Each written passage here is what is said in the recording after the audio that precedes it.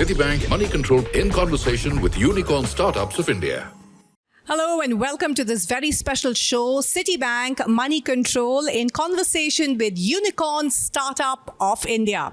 I'm your host, Paromita Chaitterjee, and we are here today to talk about startups because India has been a hotspot now for the last many years. Indeed, in May of 2022, we minted our 100th unicorn, and we've seen a hectic pace of startups, whether it's in terms of raising funds, approaching the IPO market, and its fair share of controversies as well. But there's no debate against the fact that India is the place to be when it comes to startups. In fact, it stands number 3 in terms of the number of unicorns that we've minted so far. And of course, the pace of growth as well is unrivaled with its peers across the world. But there are many headwinds that are facing this startup ecosystem, whether it's inflation, the entire global events that we've seen, the political headwinds, and of course the direction of interest rates. And we have also seen evidence of a funding drought when it comes to startups in our country. So we want to ask the big question: can startups in India continue to maintain this kind of pace of growth and continue to see a newer number of unicorns being minted and hitting fresh records? Let's find out from our speakers today who are joining us on this show. And they are each leaders in their own field, and they followed some very interesting trajectories. So starting with my first panelist today, we have Vaibhav Tewari, who is the co-founder and CEO at Portea Medical. Next is Ravi Bhushan, who is the founder and CEO at BrightChamps. Chitresh Sharma, the CEO and co-founder at Refyne. We also have Tushar Vikram, who is Managing Director and Head of Commercial Banking, Citibank India. In fact, he's one of the very senior management members of Citibank in the country. And Citibank, in fact, has been one of the key players when it comes to funding resources and helping startups in our country. And last but not the least, we've got Saurabh Jain, who is a co-founder and CEO of India operations at Livspace. Thank you so much, gentlemen, for joining us. And it's been an exciting journey. Vaibhav, let me start with you because Portea Medical, we all know, is a brand perhaps many of us have heard of, which is at the in-home medical care space. And you've really been a market leader in that sense and really charting a path in this fairly disorganized market. How's been your journey so far? And do you really think you can maintain this kind of pace of growth? So just from a journey perspective, we started around 9.5 years back. I think May this year we completed our 9th year anniversary, and we started in year 2013. And the whole idea was that if you look at the healthcare, the quality of healthcare in the hospital segment for tertiary care has been of very high quality in India, and especially in the larger cities, tier 1, tier 2 cities. But once you looked at care post hospitalization, it was not necessarily up to the mark. It was primarily an unorganized segment. And we looked at how we can organize that whole segment and looked at outside the hospital healthcare opportunity. So the initial days must have been very exciting. Now some of that honeymoon period, I mean, you're almost a decade old, the dust is settling. Yes, so of course, initial period was very different just to understand how the Indian consumer will take a service like that. And how do you create a brand in an unorganized segment? I think initial journey was quite exciting. What services to take out, how to test those out. India, each city, each market behaves like a country in itself, right? Bangalore is very different from Hyderabad, is very different from Chennai and Mumbai and Delhi, right?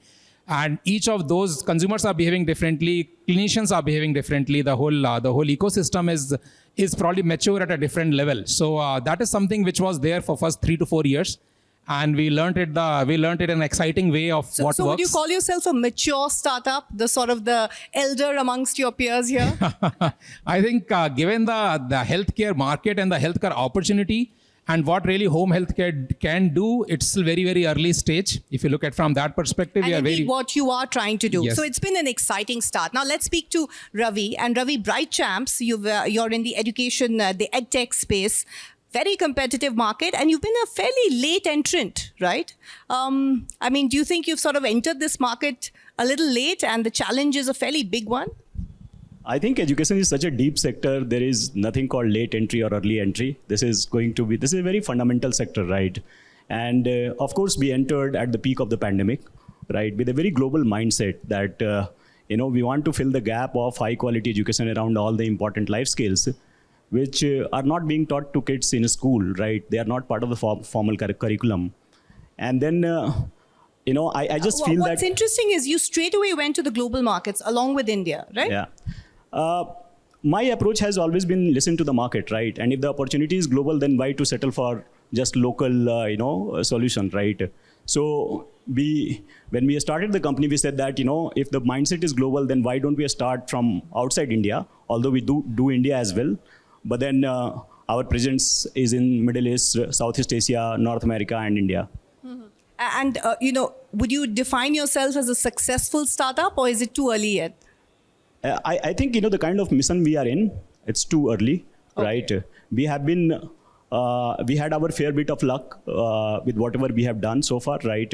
It's a small journey so far, 2 years. And indeed, your timing couldn't have been better. EdTech during the COVID lockdown, when all of us were looking at online education. So you did hit a sweet spot. Okay, let me speak to the next player in the pack, and this is Refyne.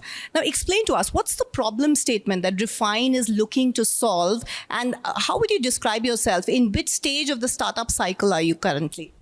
I think one of the biggest challenge in India, we are new to credit country, and when we did our research, 82% of people, actually the workforce of India, is left with no saving on the 4th week of the month. And compared to all the Western part, I think we have adopted consumerism much faster, where we are seeing more and more people get into debt trap. I think personal finance has never been part of our core curriculum. No one's taught how to manage your own personal finances. We are taught to manage billions and trillions of dollars of banks and corporates and places we work, but never our own expense. The closest we have got is probably the neighbors and uncles and aunties. So there needs to be the need where people get into a financial wellness journey. So basically the neighbors and uncles and aunties were big savers, because India we used to have a problem of savings. Indeed. So this generation doesn't know how to save. Agreed. The generation is wanting to explore and live a life where nothing is out of their reach, right? But again, some discipline is required. So you gotta have to integrate into people's behavior, and the best way to do it when they're working, right? So when we partner with employers, we take them into a financial wellness journey, starting right from a financial coach one-to-one. We give them, so we are the pioneers and the first one, and today Asia's largest provider of earned wage access. It's a brand new concept where people are given the power of on-demand salary streaming. So where a percentage of your salary you can access any day of the month, right? We are a country known to be paid every 30 days, every 45 days. With this, people are in control of their income, right? They're not forced to use credit product which could be exploitative in nature. Imagine your delivery. So basically they can draw on their own salary at any point in time, depending on their needs. Okay, very interesting concept. And as you said, you've been a part leader in that sense. Now let's speak to somebody who's really establishing themselves in the interior decoration space, Saurabh Jain. It's a very, I think, simplistic description. I mean, tell us how technology comes in. Tell us how somebody from an IIT comes into a world of interior design. Sure. Hi, I'm Saurabh. I am the co-founder and CEO India of Livspace. We are India and Southeast Asia's largest home interiors and renovation company. Home is a very, very emotional purchase, and home interiors probably one of the largest purchase that somebody is doing, and it requires a lot of time, and the expectations are actually very huge. What Livspace helps its customers is to actually make the purchase very simplified and bring back the joy of doing the interiors end to end, and that's what we do. We leverage a lot of technology, a lot of supply side innovations, which is required because it's a very fragmented industry. The customer expectations are high, but the supply side actually faces a lot of challenges. So would you say you're currently in your investment phase? I mean, you're yet to see the returns because you're in it for the long haul? So the real estate market is an interiors renovation market is very, very huge. The TAM is very high. We are present in India. We are present in Southeast Asia, and we recently expanded to GCC as well, right? While we became unicorn so this year. So that's some aggressive expansion you're undertaking. That's a very aggressive expansion, but we have barely scratched the surface, if I may. And that's what I'm sensing from all of our panelists here, that very aggressive, very confident despite the market conditions. But Tushar, let me come to you, and you are our banker here. And what's really interesting is that what I think many of us didn't know is that Citibank actually placed its bets on the Indian startup ecosystem quite early on, when a lot of people didn't want to get into that space. That's true. In fact, we were one of the earlier adopters of this, and we established a vertical for the digital startup ecosystem at least 7-8 years ago. And we were one of the pioneers in this space. Because what we recognized here is the potential of the Indian eco-startup system, and plus our products and strength as a bank in terms of we rate ourselves very high on digitization and customization. We were a leader in capital raising and investors. We were also a global bank. So that played very well. And you've partnered with a lot of the current unicorns. That's right. We currently have a relationship with over 45% of the unicorns in the country. Mm-hmm. And and we've seen them grow from the infancy startup stage to becoming unicorns. Because Tushar, those were very, different days. Perhaps, a decade ago, money was just being thrown at a lot of startups. And now money's become a little tight. And that's the question that we're asking, in terms of funding and kind of assistance, because these are companies which have big plans ahead. What do you foresee? What would you advise them? Well, I would say that India is still in a sweet spot there. Because from that perspective, if you see the Indian startup ecosystem, from that perspective, we have a very strong infrastructure. As you know, the government has done a lot from, establishing the Aadhaar, Jan Aadhaar accounts. Mobile penetration is very high in India. Data is readily available and it's affordable. Our demographics are very favorable. Plus, we have the various initiatives of the government and Make in India and others is increasing the opportunity. So you think the opportunity is still very huge and money will follow the right stories? Money will follow the right stories, and I think if you see the experience of our entrepreneurs, there is a high degree of success, corporate governance, value addition which they brought. So there is that credibility which the Indian startup ecosystem has apart from the market opportunity. Okay, and that's an important point, that Indian startups have some amount of credibility. And Vaibhav, address that question here, because this is a market where it's saying that where it's said that a lot of the wheat from the chaff is being separated, where those who are left standing are really the ones with the solid stories. I wanted to ask you something. Did you have as many gray hairs 10 years ago, or was it the startup journey? And, what would you advise, the younger startups now in terms of your funding experience, the learnings there? I think the main thing, funding, the universal experiences are same actually. With you have to be very frugal with the way you approach the market, and the way you look at how you use the money. Of course, you use money to prove the concept. All of us have done it over here, and then of course you look at how to scale in the most optimum way. So I think that the principles of how to use funds remain evergreen in that sense, whether in a startup or in a big company or elsewhere. Of course, it's a little bit more risky given that you are setting up something new, and of course your more trial and error will happen from compared to established business, but principles remain same. You should be frugal with what you spend. You should always look at, are you making the right investments? Are you testing the right metrics, business metrics, ROI on marketing, ROI on things like which are very startupish now. What is your LTV? What is your CAC? What is your length of stay of patients in our case? And of course, similar parameters which all of us will use. But run it as prudently, as frugally as possible is the only way to look at it. And I think that's the difference, Ravi. Would you agree, especially since you've entered this at a later stage, is that investors are asking those questions, and now you've got to keep an eye on every dollar spent and whether it is justifying the returns that you're seeing from that dollar that you've spent. In any type of market we are in, whether it's a funding, winter or summer, doesn't matter, right? Some of the business fundamentals are fundamentals, right? You need to stick to it to make a enduring sort of, company, right? I feel that, this kind of cyclical movements will keep on happening.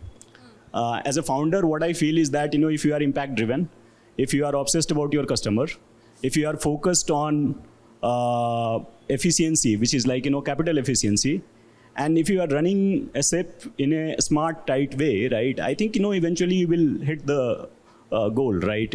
Most of the time, what we end up doing is that, we either overinvest or become over frugal, right? Both the things are not required, right? Now it's funding winter. That doesn't mean that, you cut cost everywhere, right? Some of the costs are important investment and necessary costs to be for you to thrive down the line, right?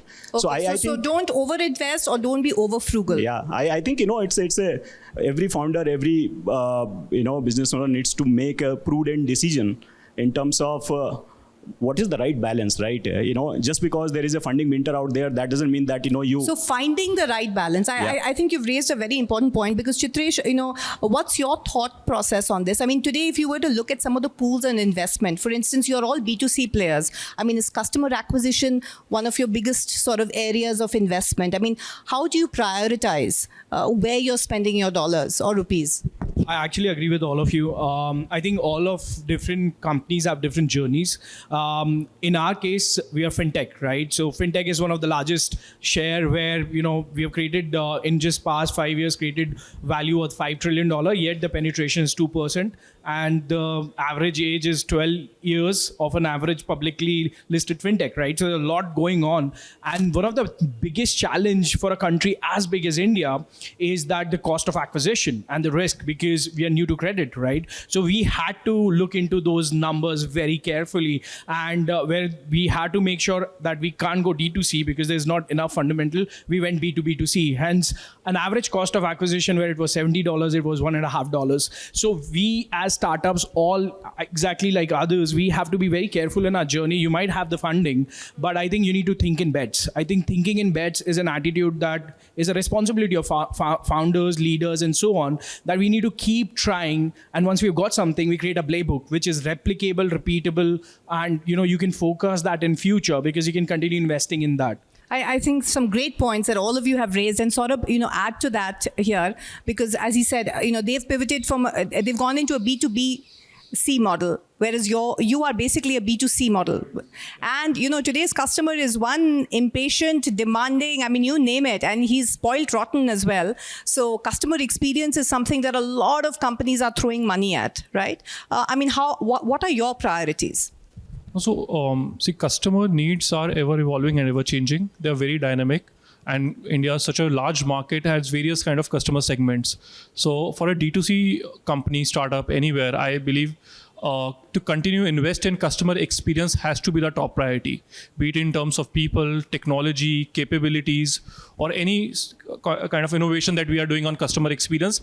That is, in my mind, top priority for Livspace, and I think for every D2C startup that I know of. Okay, but are you sort of narrowing the funnel a little bit, looking at the current times? I mean, not throwing money at everything because there's so many tech solutions which are available. But I think, as others pointed out, capital allocation and measuring efficiency was always the priority for everybody. I must tell you, this wasn't what I was hearing, 10, 12 years ago.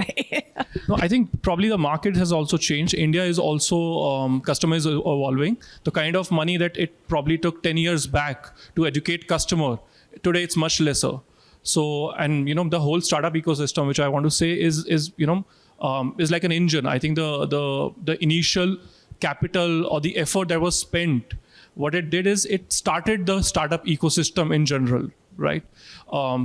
And the whole startup ecosystem is maturing. So you're saying the slogovers have been done by the initial early players, and now, in that sense, the ground is more fertile to, continue perhaps with smaller buckets of investment. Definitely, the ground is more fertile. But I would definitely say capital efficiency and allocation has always been, whether you are Series A or Series F or IPO, post-IPO has always been a critical topic.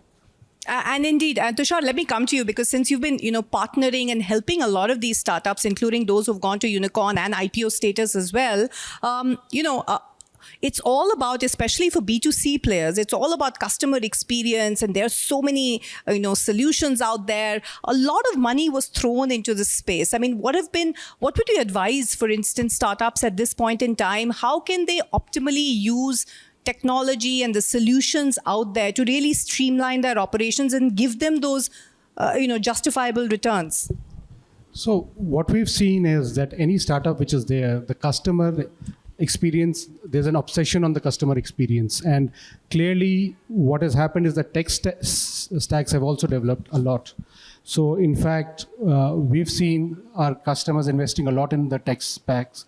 We've done a lot in clouds and other investment in that to support them. And I think as a bank, we are the sort of the background or the rails which, especially B2C companies operate. And as a bank, we are very important in providing the payment, settlement, reconciliation, and sometimes refund to the customers. So we as a bank shoulder and partner with the startups to provide that experience. So actually that's a very important lesson out there, that a very integral part of the customer experience is, for instance, what you said, the refunds and the entire sort of financial cycle the customer experiences. For example, a B2C company came to us and they were a delivery company, a ride delivery company, and they wanted something, they wanted instant gratification to the driver. So they wanted an instant tip which could be given to the driver immediately. So we worked with them and developed a customized solution. And now these are very small transactions, 50, 60 rupees, but they are like 200,000, 2 lakh transactions a day, which has to be processed to meet that instant wow and customer experience. That's how we partner with the startups and the other unicorns to help provide that experience. So I think that's an important point that you've raised, customized solutions. It's not just about throwing technology at a problem, but coming up with customized solutions. And, bring in your thoughts here that when it comes to, as you mentioned, funding is tight, questions are being asked. So is it about coming up with customized solutions for your customers? I mean, how do you respond to some of those points? See, from our perspective, we offer the complete range of solutions from as critical as setting up the full ICU at home at patient's place, including a ventilator and round-the-clock nurse and monitoring and so on and so forth, to probably also providing elder care with all the general duty assistance kind of act of daily living, supporting them for that. So in our case, of course, solutions are based on the patient's needs. And I think I'll come back to the customer centricity, what you were saying. I think patient centricity is very critical for us in that sense. And whatever requirements they have, and from the whole from our perspective, when we enter into a patient's home, the whole idea is to work with them for all of their home healthcare requirements, right? So it could be a health check, it could be a medical equipment, it could be elder care, it could be chronic disease management. Any of those solutions which we provide, we want to make sure that we have their complete history with us, and what best we can do to support them for those solutions. And that's why the whole point of what we are discussing before this, of what is your total relationship value with the patient, right? Once you have started working with the patient and their family, what all solutions you can offer to them, and how you can make their requirements completely fulfilled in one-stop shop kind of So model. whatever technology you used is focused on addressing the customer's unique needs in your case. Whatever technology you use, whatever solutions you use, it has to be around taking care of the patient's requirements. That remains the number one thing, actually. Okay, because, Ravi, give us an insight. I mean, when you're raising a fresh round of funding and you just have, what are some of those questions that you're now facing? Is it that investors now want to understand that, listen, how are you able to answer or deliver on customer experience? Is that a big question that investors are asking? What are you getting asked now in an increasingly tight market? I think there are a few things which are important, and most of the high quality investor, they look forward to these pointers. One is that what is the overall long-term vision of the founder and the enterprise, right? That's very, very important to know, because ultimately the compounding impact will come when you are there for a long time doing driving your mission, right? So that's one. Second is how efficiently you are navigating the market, right? So we keep on talking about product market fit and all those concepts. But I think listening to the market and, as you said, customizing your solution as per the need of the customer is very important. I'll give you an instance. We started in Middle East, then we went to Southeast Asia, and that time we were doing technology for kids and financial literacy for kids. But then we realized that many of the parents and children, they are coming that this is great, but then we feel barriered because we can't participate in the global workforce because of not able to conversate in English, right? Right. And then we realized that market is giving strong hint that communication is a big barrier here, And then listening to the market, we launched communication courses in Southeast Asia, right? Okay. So if I'm prefixed in my notion that this is, I have to do this, and don't listen to the market, then I think the ROI So basically, the founder's vision is still very important Yep. when it comes to investors, but at the same time, the founder should be flexible enough to pivot and change his vision. Chitresh, you always have interesting insights. What are the big questions that you're being asked at this juncture? I actually believe that the next 25 years is for India, right? And if you're able to prove, just like any other business, you got $1, if you can invest and make it work, there are, I think, crazy amount of money and investors who are very, very keen in Indian market. I mean, we being a live example, we are 18-month company, and in our 9th month, we raised $106 million. And that was post-COVID, all this was happening. The US markets were But seeing tell me this. something. Do you still think you have the same runway to prove your vision and dream? Is the runway as long as it used to be? Oh, actually, it's never been longer than before. Because you said 25 years. We are talking about the next 2 years, How are we going to I ride think out? it goes back to the discussion we were about being frugal, right? You might have 106 million. Are you going to spend that 10 million the next month? In our case, we are still sitting at 98 million of that funding, which gives us a runway of 14 years. And I think most of the guys here will have that kind of runway. So it's being frugal, because if you're dependent on the market condition, the theme of this time is to be the whole idea is to be independent, right? You're not dependent on the market, you're dependent on your customers. You have solved a problem which the solution is so big enough that people are ready to pay, and you're able to survive through no matter what market is to throw at you. I think that's the best we can take out of this market. And it is that kind of optimism which is very infectious. Saurabh, we heard from Vaibhav as well as Ravi. Which side of the curve are you on in terms of your optimism level, and also in terms of how you what are those tough questions that investors are asking you? Well, first of all, I believe the fundamentals of India growth story are very solid, are very sound. And as Ravi pointed out, in terms of the business fundamentals are sound and solid. The questions are never going to be easy. They were never easy, because the questions are actually an attempt to know you more in a way. And that hasn't changed also. We have seen so many years and so many cycles. Actually, I can tell you, they're still the same. They're still the fundamentals. Questions about business, about capital, about what you're going to do, about people, about founder's vision, all of that. Oh, okay, let me put it a little more short term. Do you think it's going to matter how you navigate over these next 2 years? I mean, with the recession headwinds, the US Fed raising rates, money is flowing back to these countries.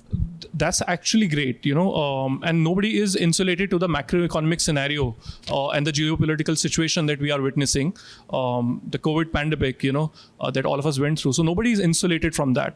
So changing your deployment strategies, changing how agile or how frugal you want to be, given those scenarios around you. I think startups, if they don't have in their DNA, they are not startups fundamentally. Startups are But do you agile. think for a start, everybody needs to, keep that sort of, funds for a rainy day, something that perhaps, startups weren't doing. They were living by the moment, by the funding cycle, by each funding cycle. No, I don't think so. I think everybody was trying and has always been trying to remain well capitalized at any point of time. At today's time, it makes more sense if you ask me. But that the consciousness was always there. Okay, great point. I have a high hunch that 2 years down the line or 3 years down the line, for most of the high quality companies, they will look back, they will find that this cycle, this funding winter, was a blessing in disguise, because that the macro conditions forced you to focus on fundamentals and not just press the growth pedal, even though it is not making economic sense, right? Indeed. And, I love this sense of maturity and I think learning. And of course, you're all at different cycles of your startup journey. But Tushar, come in here with your insights, and especially, the kind of debt equity mix that you're seeing or you would advise startups at this stage of their life cycle, given some of the challenges which are coming in. Some of our, players here are also approaching the equity markets here in India. I mean, what do you foresee in terms of funding, and what would you advise startups at this stage?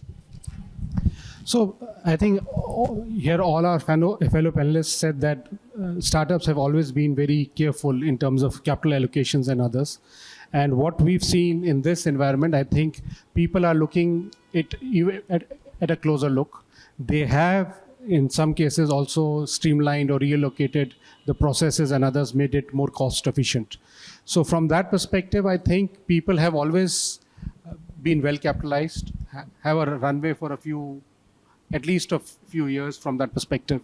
And that's what we would advise our clients going forward, that look at the expenses, look at the capital allocation, and give us a sense of the global appetite as well, since you're in touch with, since at Citibank you have that kind of global network. Where does India stand, or is it difficult to give a macro picture? It's all about individual stories. No, I would say, like all of us have said, that we talk to a lot of investors and investors in the sector who have invested globally a lot, and India continues to be the sweet spot. They are continuing to invest in India. They still think that India fundamental growth story is there, the startup story is there, and it is something which we as a country, from our market and our track record, have earned it, I would say. Because if I may say so, the earlier sort of investment cycle was a lot of investors were excited about the domestic market potential, but now we have all the players here who are also looking at international markets. I mean, you have all gone into GCC, Singapore, Malaysia. Saurabh, I mean, what makes you confident, or what makes these markets attractive? Isn't the Indian market big enough? No, Indian market is definitely very big. It's the tier 1 cities, then tier 2, tier 3 cities. There's a massive potential in India market, and there's a lot of growth. But at least, the market that we operate in, which is home interiors and renovation, continues to be a problem for the customer across, Asia, as we know. Right? It's a problem across. So, as a startup, when you solve a problem fundamentally, and you think about scale, you think about, why not? The question, I think I would rather say it as, why not Singapore? If you have cracked Bangalore, why not Malaysia? Why not Dubai as well? Right? So I think probably, Indian founders and everybody of us, we have large visions and aspirations. So why to stop at a particular market when we know we can actually capture, the Asia, APACs, or, the developed market share as well? So again, is it a function? I mean, Vaibhav, are international markets attractive for you? Is Portea sort of looking aggressively at expanding, or India is enough of a challenge statement? No, right now for us, India is the market we are addressing. We are looking at expanding in India, and that's what we have been doing actually. Okay, because it is expensive, Ravi, right? I mean, when you go ahead and... It is expensive, but I give you an example. Imagine TCS, Infosys, or Wipro, serving Indian market in their early days, right? You have to see at price arbitrage advantage opportunity, right? You have to have a better economic sense in the business, right? If you can have better margin, you can deploy that margin for better quality service, right? What I'm trying to say is that the IT service layer, which created the middle class for India, right? It was such a big hit, right? We know that the biggest company in IT services is TCS, right? Which is an Indian company, right? Imagine how many sectors are there which created the global leader, right, in their domain, right? So you're saying, in a sense, the IT sector sort of showed us the way. I mean, they were all startups at so one that's stage. A great example. They are the torch bearer. For me, what I feel, India, like in EdTech, we have a huge supply of high quality teachers. And there is a demand lying at a global level. And you mentioned the cost arbitrage. Yeah. The cost arbitrage is still there. It's still logical for you to go ahead and enter these markets. Chitresh, you actually started a business in the UK, and then you sold that, and then you came to India and started Refyne, right? But Refyne is going to be, just focused on India, or are you looking at expanding as well, or have you already? I think that speaks a lot, right? Over here, there is so much buzzing news going on. I couldn't be staying away all the way to London and hearing this. So I had to come and jump in the ring, and couldn't be more thankful, because India is a large market, right? And being an 18-month-old company, we'll be fooling ourselves to say that we have other markets to focus, at least in fintech. It's a huge market for us. Because customer acquisition costs, are they the same whether you're, going overseas or staying in India? I mean, what's been your experience? I think it's going to be different, right? But I think the type of product market fit we've been able to achieve in India allows us to really laser focus and continue delivering value after value, because you're not just solving one layer problem. It's in fintech or financial wellness is a multi-layer problem. So I think what I'm hearing is that it really depends on the sector and the problem statement that you're looking to solve. But also, Tushar, it seems to indicate the fact that, it's getting more complex in terms of addressing the demands of these startups, and banking solutions and so on and so forth. They also have to evolve. I mean, in terms of the tools and the solutions that they provide to some of these startups. I mean, how are you addressing that? Yeah, so that's very important, and it comes back to the point which you mentioned about customer experience, and that's where, as a bank, comes into play in providing that customer experience. So I gave one example which we did for this. There are several other examples which I can say is that, when people buy on a marketplace, we as a bank can provide a customer experience of one-click payment. We have provided experience of one-click wallet charges, reconciliations, and others. So all this helps in reducing the customer time and effort and creates that customer wow from that perspective. And the other thing which we were talking right now is growing global. The advantage is that we operate in 98 countries. So as the startups go to follow either the Indian diaspora in the Middle East, Southeast Asia, Europe, we as a bank can provide those solutions, replicate them seamlessly in other markets. So that's something also which we facilitate. And indeed, and what's really impressive, and again, what has changed is that, I mean, the speed at which you're looking at addressing some of these global markets. Okay, let's talk about predictions. We may be in a funding winter now, but, you guys have, survived. The startup ecosystem has survived and thrived. There may be a few players here and there who are falling on the wayside. Vaibhav, you're about to approach the IPO market, so I know you're in a silent period. But I mean, outside of financials, what's your prediction? I mean, how do you see your sector and really the startup ecosystem evolving from here on? I think India, as everybody has been saying, that's a word, is in a sweet spot, both from the opportunity perspective, market size perspective, and the complexity perspective. So India, if you look at just from a distance, I mean, this is a country which has like 130 billion people. We have technology which is going into like every nook and corner. You have 4G, 5G, which is there, and look at UPI, for example. Look at the digital payments, right? So look at some of the stories India has produced in last 10 years. So I mean, what we are discussing before, this global market versus Indian market or otherwise, any problem you solve in India is a large problem to solve.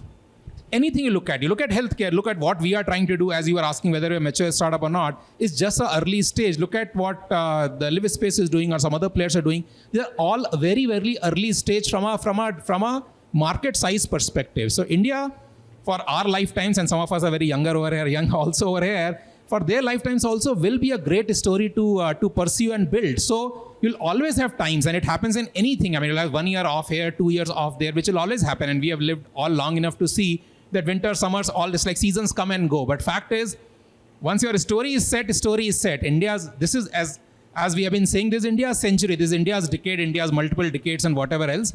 And we should just hold on, build it, and take it from here. This is our century, our time. Indeed, and as we all know, winter is always followed by spring. But Ravi, what's your sort of, as the youngest on the block, relatively speaking, in terms of a startup history, what are those qualities you think that are going to help you ride out this phase?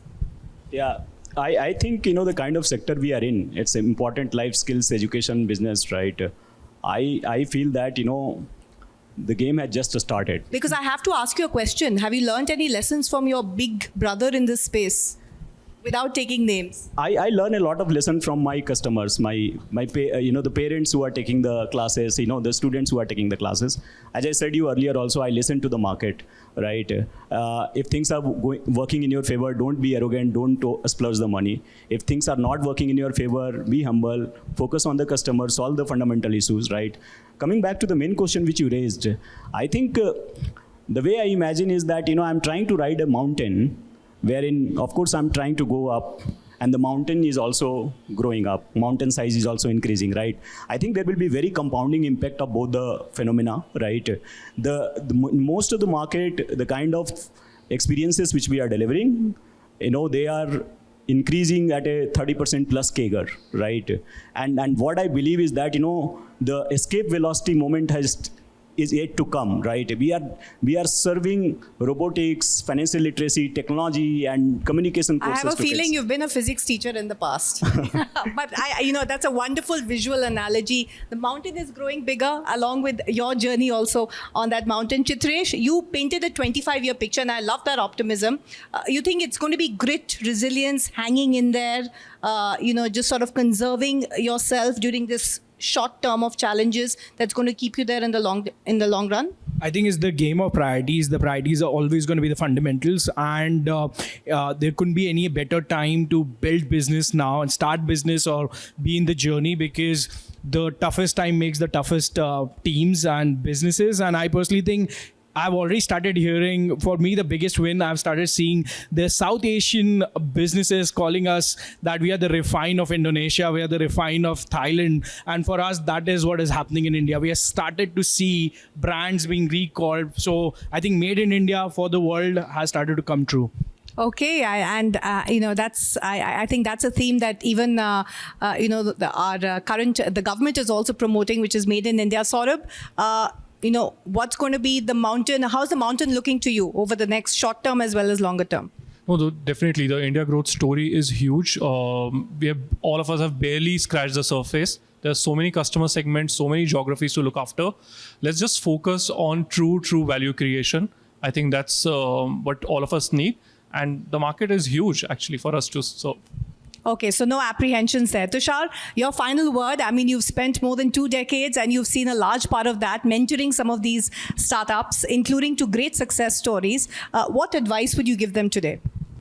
Well, I think what we discussed right now, I think in terms of this is a great time, great opportunity, and getting the focus and the priorities right now is continue the growth path, both in India and overseas, as well as capital allocation, keep it well funded, and keep a check on expenses. And to top it all, I think the most important thing is the customer obsession and experience. As long as that is there, the India growth story will do the rest. Okay, stay focused on the customer, especially from all these B2C players, and we wish them all the very best in your journeys. May you continue to thrive and continue to carve a market that you are creating both here in India and abroad. Thank you, Tushar, for your insights. And clearly, Citibank has been mentoring and helping a lot of the startups along this journey. And we hope you got those critical insights. It's been a fascinating discussion. It's a different world now for startups out there, but Indian companies are there ready to meet on the challenge, and with grit, perseverance, and of course a huge amount of optimism, as well as an eye on funding as well. They are continuously going to keep thriving, we hope, and continue to be one of the hottest sectors that we've seen growth in across the world. Thank you so much for joining us for this special Citibank Moneycontrol discussion.